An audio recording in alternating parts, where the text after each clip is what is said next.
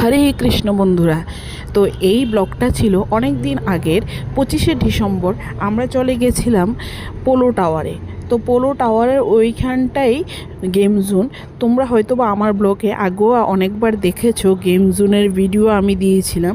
তো গুড়িয়ার আবদার মেটাতে আমরা বছরে একবার হলেও এই গেম জোনে যাওয়ার চেষ্টা করি, কারণ কি গুড়িয়া এটাতে গিয়ে অনেক মজা করতে পারে তার জন্য। আর এখানে এসে আমি আগে হোন্টার যে না একটা হাউস আছে ওটাতে ঢুকিনি, এই ফার্স্টে আমি ওইটাতে ট্রাই করলাম। আমার কাছে তেমন কোনো ভালো লাগেনি, কারণ কি রেটটাও খুব ছিল কিন্তু দেখার যে বিষয়টা ওইটা কম ছিল।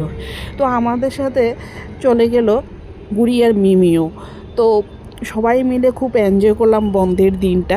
তোমরা কে কীভাবে পালন করলে ক্রিসমাস ডে অবশ্যই জানাবে কমেন্ট বক্সে। আর 25শে ডিসেম্বরের পরে তো নিউ ইয়ার চলে আসলো, তো নিউ ইয়ার কীভাবে কাটালে সবাই অবশ্যই কমেন্ট বক্সে জানালে। এই ধরনের ছোট ব্লগ পেতে অবশ্যই কিন্তু আমার পাশে থেকো, আমাকে সাবস্ক্রাইব করে বেল আইকন প্রেস করে কমেন্ট বক্সে অবশ্যই হরে কৃষ্ণ বলে যেও।